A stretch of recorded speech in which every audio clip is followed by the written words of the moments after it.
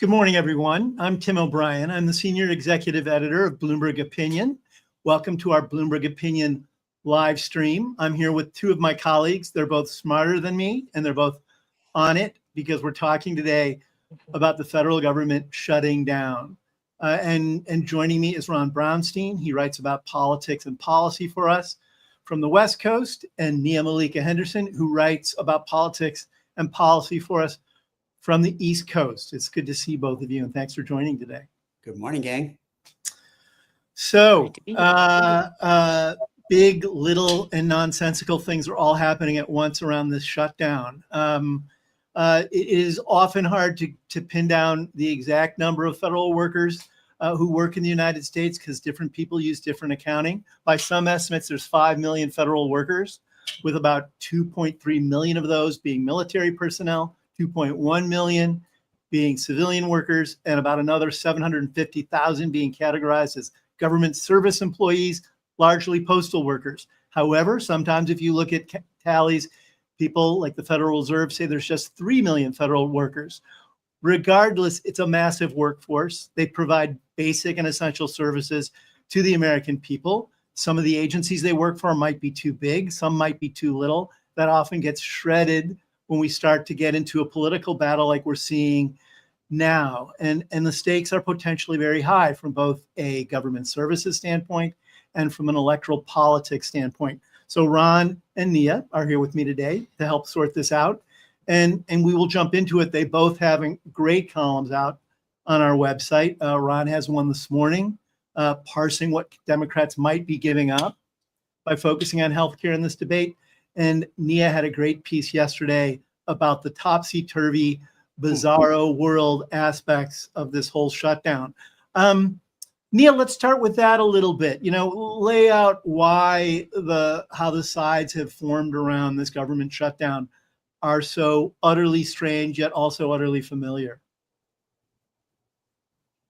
Yeah, well, typically you have Republicans shutting down the government over policy objectives. Some of these had to do with Obamacare, for instance, and it's Democrats who are saying we've got to keep the government open. Let's go for a clean budget deal, a clean CR, and now it's completely reverse. The commonality is that it is over Obamacare, the ACA for Democrats, in part healthcare more broadly, and you have Republicans, Mike Johnson out in front of the White House after his meeting with Donald Trump saying, listen, WIC will end. WIC, of course, is the Women and Infant and Children's Program, and that mental health services will be disrupted. I mean, he kind of sounded like a liberal Democrat talking about government services needing to go on. And this, of course, after months and months of Republicans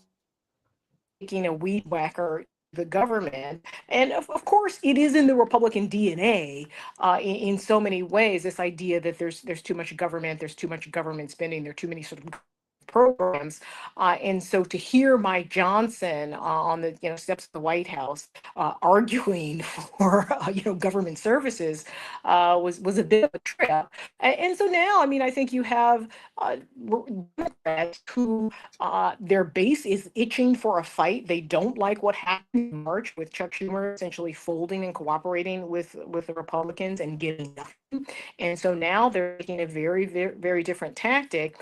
Another interesting dynamic is you really have, in some ways, the House, Hakeem Jeffries, who is the minority leader there, leading Chuck Schumer in many ways. If you notice at that press conference, at the end of the press conference with Hakeem Jeffries and Chuck Schumer turns to Hakeem Jeffries and says, are we going to take questions?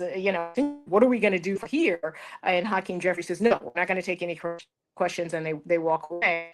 And so they've got a united front in the House, and really so many House Democrats looking to the Senate to hold the line, which would be the opposite of what they did in March. So we'll see. The interesting thing about this is nobody really knows what's going to happen. The sides are very far apart. They're very dug in, and I think Schumer is ultimately hoping that Donald Trump, goes a little woozy here around the ACA and gives in. So we'll see. Ron, what, from your perspective, I want to get into some of the specifics of your column. We lost Nia due to technical difficulties, so it'll be you and me. The loss is ours on this one, but we'll have her back. I think, at a very microscopic level, in terms of just the table stakes in this, the Democrats had the ACA on the table, as Nia noted. And you wrote a column, a very interesting column for us today, observing that there are obvious reasons for the Democrats to focus on healthcare, but it's also coming at the cost of focusing on other things, such as the battle for constitutional democracy. Sort that out a little bit for us. Yeah. Good to be with you, Tim. Look, first of all, the history of this, as our other colleague, David Drucker, has correctly written, as I've written before. I mean, historically, it's been very hard for the party shutting down the government to get the other side to do what they want. I mean, as a tool to kind of leverage leverage concessions from the other side. It didn't work for Newt Gingrich in 95, 96 against Clinton. It didn't work for Ted Cruz. Didn't work in the kind of weird 2018 shutdown that Donald Trump sort of shut down his own government. So there's going to be a kind of messy resolution to this in all likelihood. There's not going to be a capitulation by one side to the other. And we can talk later about what the political implications of that might be. But this choice by Democrats, this is the sharpest arrow in their quiver, right? This is the biggest weapon they have to galvanize public opinion as the minority party, to shut down the government. Or the shutdown, or both combined. The shutdown. The shutdown is the biggest weapon they have as a way to galvanize public attention. And so what they choose to leverage that with, to tie that to, I think is very revealing. And obviously, as you're seeing in the comments from Jeffrey, from the leaders and from rank and file Democrats, their core demands in this budget shutdown are related to healthcare. Reversing the cuts, some of the cuts in the one big beautiful bill. And I don't even really think that's for real. I mean, the core demand here is to extend the subsidies, the enhanced subsidies that were passed under Biden, that made it possible for more people to buy coverage in the individual market through the exchanges and the Affordable Care Act. They're going to expire at the end of the year if action isn't taken. And that will cost at least 4 million people their coverage, maybe 5, and increase premiums for 20 million more. So that is the ground on which Democrats want to fight. And as I say in my column today, there are lots of good reasons for that. By conventional political calculations, it makes a lot of sense. What Republicans are doing on healthcare is unpopular. Cutting healthcare benefits for middle class and working class families to fund tax cuts that mostly benefit the rich is not a popular proposition with the public. And what's more, at a time when the Democratic image is at really low ebb historically, I mean, I would argue they're in their weakest position than they were since the late 80s and early 90s before Clinton's kind of transformation of the party. Healthcare is probably the most salient issue on which more voters still say they trust Democrats than Republicans. So for all those reasons, and one last point, focusing on healthcare affordability really dovetails with the core message they want to use in 2026, which is that you elected Donald Trump to solve your cost of living challenge, and all he's really doing is further enriching his wealthy buddies, and he hasn't really solved your problem. There's a lot of polling out today, Tim. His approval rating, a national poll from Marquette Law School, his approval rating on handling inflation is in the 20s. Right, a Republican president. Right. So for all these reasons, by conventional political calculation, it makes a lot of sense for Democrats to take the biggest weapon in their armory and to deploy it on behalf of their strongest issue, which is defending healthcare cost and access. But there is a real opportunity cost to that. And as I say, you sort of, you mourn that almost in your column. There's a sense of mourning around that. Talk about that. I mean, because Democrats, in effect, are trying to patch the safety net while Trump is shredding the Constitution. I mean, that is really the one sentence explanation of what's happening. I mean, you can understand why healthcare is the best issue for Democrats. I don't think anyone at this moment would consider it the most urgent challenge facing the country at a time when Trump is telling the military to prepare to fight the enemy from within, dispatching the National Guard to more cities, openly directing the Justice Department to prosecute individuals that he deems, deserving of prosecution, kind of reorganizing the Justice Department around the motto attributed to Stalin's head of the secret police, give me the man and I will find you the crime. When those kinds of things are happening, when the constitutional order is facing its greatest threat since at least the Civil War, and probably ever in many respects, choosing to fight on healthcare rather than, using this moment to call attention to how remarkable, dangerous, and unprecedented what we are watching on the rights and liberties front that's a real choice for Democrats. I want to push you on that. I want to push you on that a little bit because it's interesting to me. This idea that the threat to democracy is worse than the threat to insurance. And I share completely your perspective that we have a constitutional crisis in the United States and a crisis of democracy in the United States. The Democrats have tried to campaign on the threat to democracy now in 2 election cycles. And in the most recent one, it didn't get them very far in terms of swaying enough voters to keep Donald Trump out of office. And I wonder if actually at a grassroots level, in a lived reality, that issues like inflation, healthcare, jobs, housing and education, those bread and butter issues matter more to voters in terms of how they vote than what they may be seeing or hearing around Trump's threats to democracy. And in that context, from an electoral standpoint, maybe it's not as important. Yeah, well, as I say in the column, if you're trying to maximize your chances of getting to 218 House seats, you would probably almost certainly make the same call Democrats are making.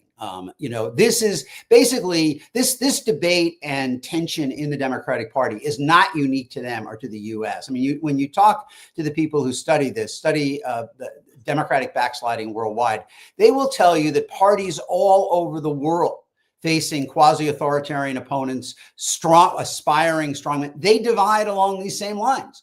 Do you run on the threats to democracy, or do you run, in effect, on the price of eggs? And most parties, more often than not, parties in this situation have made the same choice Democrats did, to run on the price of eggs. So it's not unique what they are doing. But what I am saying is that there is a cost to it. I mean, and by not pushing back more forcefully, I think the evidence is pretty clear. They are emboldening Trump to move further, faster on many fronts. I mean, we can, there are probably to talk as he did publicly yesterday about, in front of the leadership of the American military, that it might be a good idea to deploy the military into U.S. cities to restore order when there is not evidence really of massive disorder anywhere.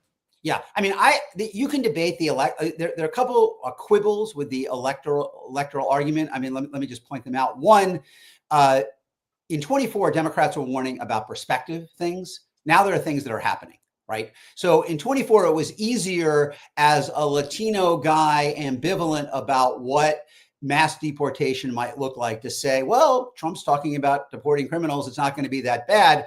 As someone said to me a couple of weeks ago, you look at all the hundreds of thousands of Democratic leaning voters who didn't come out in 24 in big cities like New York, Chicago, and LA. And if you told them this level of ICE enforcement followed by National Guard deployment was actually on the table, more of them might have shown up. So I think it is different in practice than in theory. The other electoral quibble is that in a midterm election, college-educated voters are 3 to 4 points more, a bigger share of the electorate than they are in the general election. And those are the voters who are most receptive to this. I mean, you do have over 60% in polling, for example, the ABC Washington Post, saying Trump is abusing his powers, exceeding his powers as president. New York Times Siena had a majority saying that yesterday. But even with those quibbles, I think, on balance, as I said in the column, you would have to agree with, the congressional leadership that if your sole goal is to maximize your chances of getting 218 House seats in 2026, yes, you would prioritize healthcare over democracy. The problem is that if you don't create more resistance to what Trump is doing now, that there is a lot of damage that's going to happen between now and then to basic constitutional safeguards it's going to be very hard to reverse. And I think, to me, the lesson of this shutdown is not so much to castigate Democrats for the choices they are making. Although I think they are at the national level not digging in enough on the democracy issues. But to point out that if Trump's actions are to be slowed or stopped, it is not going to be the opposition party leading the way. It is going to have to be a broader bottom-up resistance from a broad cross-section of society, voters, institutional leaders, business leaders. I mean, I don't know, do corporate CEOs really want to live in a world where Trump can fire U.S. attorneys until he finds one who will specifically find a crime for the individual he deems, necessary of being, or as we've already witnessed, force you to change how you run your business, or the choices you're making about who to air on your television stations, or the price you pay for imports, or the kind of people you hire. Across all of those facets of corporate life, Trump has intruded in a way that if a Democrat ever did it, corporate America would call them a Stalinist. And Trump is doing it with endless zeal, and we're still in the early parts of that game. Yeah, so I guess what I'm saying is, in terms of the democracy, eggs versus democracy, I think the message of this shutdown is that you can't, the congressional Democrats are never going to lead that fight. And if there is going to be resistance that slows what Trump is trying to do on all of these fronts, it's going to require something from the outside in, a broad coalition across party lines that says whatever our disagreements about policy, we believe the basic rule of law in the country has to be maintained. It's not going to be the Supreme Court. They are more often than not they overwhelmingly already have sided with Trump. The Republican majority in the court is almost certainly going to side with him more often than not going forward.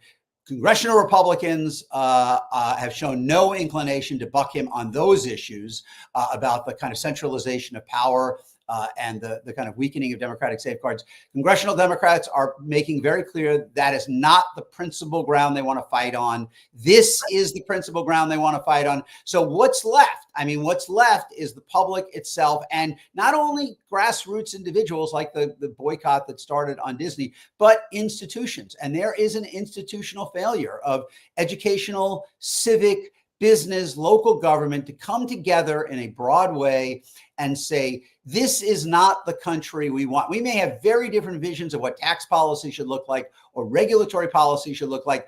We do not, there's not an ounce of daylight, a shaft of sunlight between us on protecting core constitutional principles of freedom of speech and so forth. That's what's missing. And I think, to me, the shutdown shows it's not coming from the top down, that no one's cavalry is coming to save us. We are the ones we have been waiting for in this case. Ron Brownstein, when are you going to run for public office? I mean, I know you're a journalist, but this is very good campaign fodder. Yeah, we can talk about that offline. Yeah. I like staying in the booth, shooting the window. I know you do, but that was very good. Let's talk about another facet of this. I always think when government shutdowns happen, and the discourse usually is that most voters don't care when it happens until they start to get denied basic services that they rely on the government for. And we're still in the early stages of this one. There's been a number of shutdowns since the early 1980s. There have maybe only been two really meaningful and substantial shutdowns during that period, one during the Clinton years and another one during the Obama years. This one may be proven to be as meaningful as those two. But it raises the question about, what do we want out of our government in an era when, really for decades now, the idea of government has been vilified. Government is big, it's bureaucratic, it's suffocating. What's often left out, I think, in that analysis is that big bureaucracies everywhere tend to be lumbering, whether in the private sector or the public sector. But the moment we're in now affords Donald Trump and Russell Vought, one of his lieutenants, an opportunity to, if this goes on a bit longer, essentially take a meat cleaver to the federal workforce.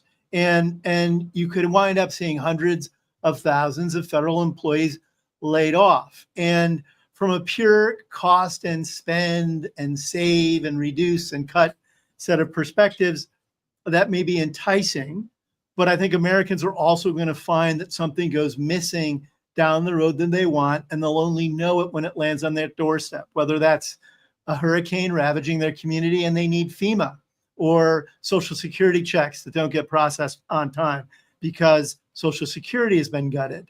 The military, Social Security, travel right now are all protected from this shutdown, but over time, you're going to see an institutional withering. And I think there's another area that the government or that the Democrats could make hay out of in moments like this, which is to talk positively about what government does do in people's lives and why we've invested so much trust in some government institutions over time. But do you think that's also just going to be a boring losing argument for the Dems?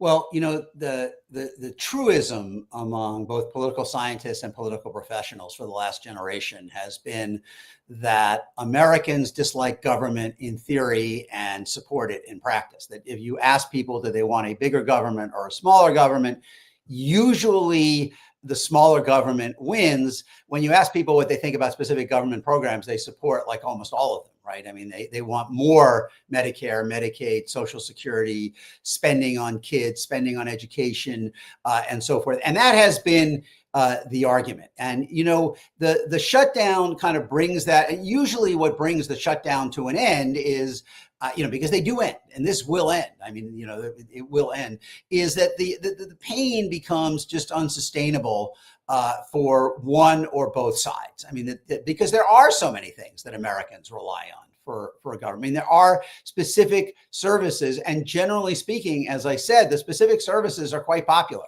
Even if in theory, people believe there's a lot of waste in every big institution, as you were saying, Tim. And, as a result, they kind of feel like government could be smaller and it spends, money improperly. You can always find a $50,000 grant that seems ridiculous. But most of what the government does is basically fund healthcare for seniors through Medicare and Medicaid and, defend the country. It's basically an army with an insurance department attached. Exactly. It's an insurance company with an army or either way. Right. Yeah. And there's an awful lot of expertise baked in there. There's some civil service employees and government workers who may not be up to snuff. But over the years, we have developed a lot of civil service expertise that helps make some of those agencies function very well. And that's been another hallmark both in the courts and in the kind of legislative battles we've seen about, well, where should expertise in the government reside? There was a landmark Supreme Court decision, the Chevron decision, in which judges who are not sort of repositories of universal expertise themselves are doubting whether that should exist within the executive branch. But then it begs the question of, well, do you want that to be in the offices of individual Congress members? Do you want it to be in the courts? I don't think anyone would say you'd want the Security and Exchange Commission run by anyone else but civil servants, or the military run by a band of professionals who've experienced war, and so on and so forth. But we're at risk of actually undermining the expertise that exists in those institutions. Yeah. And, the wild card in the shutdown is that Trump and Russell Vought, his OMB director, are threatening actions that go beyond what we have seen in previous shutdowns in terms of imposing pain. I mean, there's a reason why, other than just kind of weak knees, why Schumer did not want to shut down the government in March, because he thought Trump would use it as a lever or validation. Electoral leverage. Yeah, right. To make further cuts. Generally speaking, the Joni Mitchell principle applies. You don't know what you got till it's gone. And, I think FEMA is an area where they could have a lot of vulnerability if something, we're heading into hurricane season. The National Flood Insurance Program, as one of our colleagues has written, is lapsing. There are a lot of points of pain, and how many people turn 65 every day at this point? I mean, a lot of people turn 65 every day, as the baby boom ages.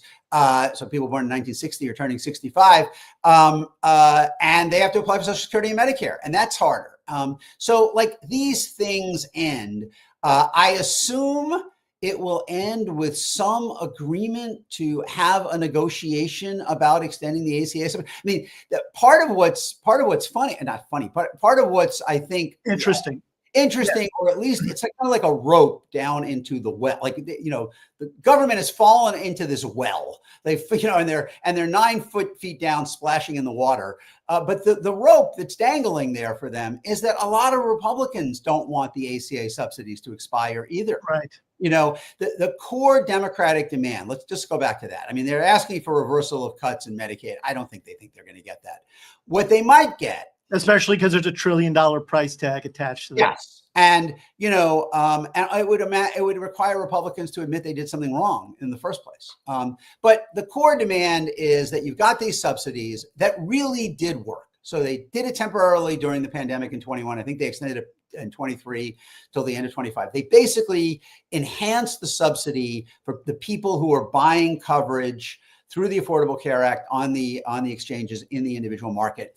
It pushed enrollment up to 24 million people. When you combine it with the uptake in Medicaid, we were up to 92% of Americans with health insurance, the most ever. Okay, so it's basically been working. Uncompensated care for hospitals has plummeted. I mean, it's been a good thing. And what's more, the take up and a good thing that voters in both parties want. And not only voters in both parties want, but voters in both parties have been using. I mean, right. The biggest take up of the enhanced subsidies are in the 10 states, 9 of them reliably Republican, that did not expand Medicaid under the Affordable Care Act. So the Affordable Care Act expanded coverage in 2 ways. It made more people eligible for Medicaid. 20 million are getting coverage through that. And it created these exchanges where you could buy coverage on the individual market. 25 million people are getting coverage through that. So, but in the states that didn't expand Medicaid, red states like Florida and Texas and Georgia, that's where people are using these subsidies. Really relying on it. Really relying on these subsidies. So there are a lot of Republican voters who are not only sympathetic to this, but actually using it. So you can kind of imagine a world where Republicans want, you know, there are at least enough, a sliver of Republicans who want to find an agreement on this.